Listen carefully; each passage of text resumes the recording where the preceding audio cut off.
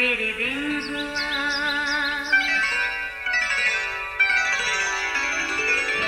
نیا پھر دن ہوا، پرانی رات کا کرے سو شکر ہم خدا کی ذات کا، خدا کی ذات کا نیا پھر دن ہوا۔ آج کی آیت۔ صوبیدار نے جواب میں کہا، اے خداوند، میں اس لائق نہیں کہ تو میری چھت کے نیچے آئے، بس صرف زبان سے ہی کہہ دے تو میرا خادم شفا پائے گا۔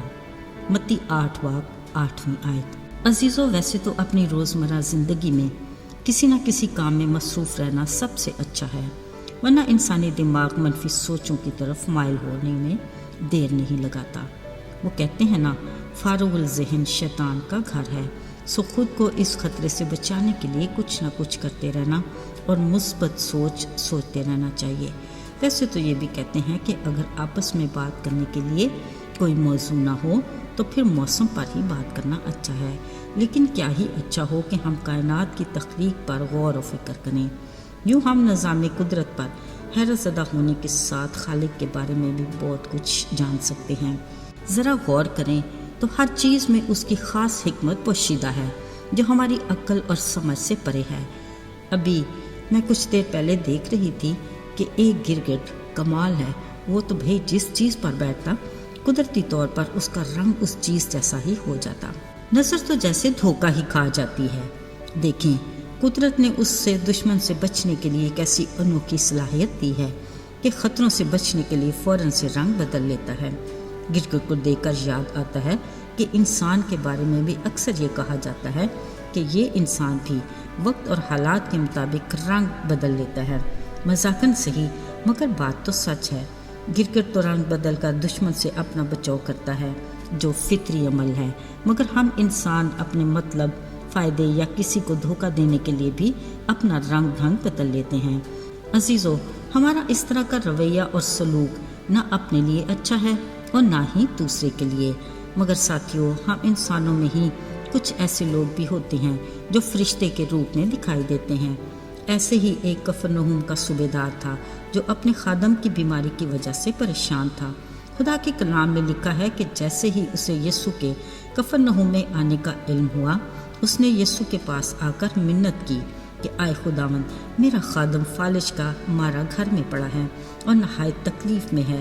یسوع نے اسے کہا، میں آ کر اسے شفا دوں گا۔ صوبیدار نے کہا، اے خداوند، میں اس لائق نہیں کہ تو میری چھت کے نیچے آئے، بلکہ صرف زبان ہی سے کہہ دے تو میرا خادم شفا پا جائے گا۔ عزیزو، یہاں صوبیدار کا کردار ہمارے لیے قابل توجہ ہے۔ پہلے تو اس نے یسوع کو ڈھونڈا، پھر اپنے خادم کی شفا کے لیے منت کی۔ خود فوج کا با اختیار عہدیدار ہونے کے باوجود بڑی حلیمی سے درخواست کی کہ میں اس لائق نہیں کہ تجھ جیسی ہستی میرے گھر آئے۔ پھر ایمان کا معیار دیکھیں۔ پھر اس نے کہا، بس زبان ہی سے بول دے تو میرا خادم شفا پا جائے گا۔ عزیزو، اس صوبیدار نے یسوع کو یہ بھی کہا کہ اے خداوند، میں بھی کسی کے اختیار میں ہوں اور کئی سپاہی میرے متحد ہیں۔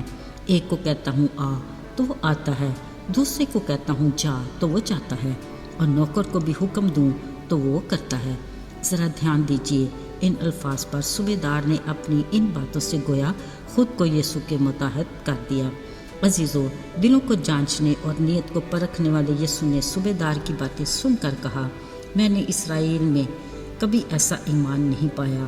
انہوں نے اس کے بارے میں برملا کہا، ایسے ہی ہوں گے جو ابراہیم، اسحاق اور یعقوب کے ساتھ آسمان کی ضیافت میں شریک ہوں گے۔ یہ اس صوبیدار کے لیے خدا کی طرف سے کتنا بڑا اعزاز تھا۔ یسوع نے صوبیدار سے کہا، جیسا تو نے اعتقاد کیا ویسا ہی تیرے لیے ہو۔ مقدس کلام میں لکھا ہے، اسی گھڑی صوبیدار کے خادم نے شفا پائی۔ عزیز و صوبیدار کا کردار ہمارے لیے مثالی ہے۔ ذرا سوچتے ہیں اور اس سوچ کا موازنہ اپنی سوچ سے کرتے ہیں۔ کبھی ہم نے دن رات اپنی خدمت کرنے والوں کی بیماری میں ان کی شفایت کے لیے خدا کے حضور منت کی، یا ہم میں حلیمی کس درجہ تک ہے اور ایمان کا معیار کیسا ہے؟ ہم خود کو کس حد تک یسوع کے تابع کرتے ہیں؟ عزیزو، اگر ہم بھی دوسروں کے لیے رحم دلی کا جذبہ رکھیں، کسی کی مشکل یا بیماری میں خدا سے منت اور فریاد کریں، خدا کے حضور خاکسار اور حلیم رہیں اور ایمان میں مضبوط ہوں، تو یقیناً خدا ہمارے لیے بھی یہی کہے گا کہ ایسے ہوتے ہیں وہ جو ابراہیم، اسحاق اور یعقوب کے ساتھ آسمان کی بادشاہی کی ضیافت میں شریک ہوں گے، مگر وہ جو خود کو بادشاہی کے بیٹے کہتے ہیں باہر اندھیرے میں ڈالے جائیں گے، وہاں رونا اور دانت پیسنا ہوگا۔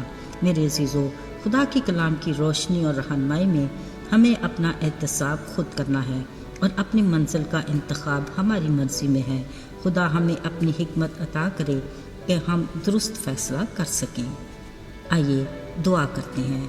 اے خداوند مہربان اور شفیق باپ، ہم تیرے فضل کے امیدوار اور تیرے رحم کے طلبگار ہیں۔ ہمیں اپنی رفاقت میں جوڑے رکھ اور ایمان میں مضبوط کر۔ یسوع کے مبارک اور جلالی نام میں مانگتے ہیں، آمین۔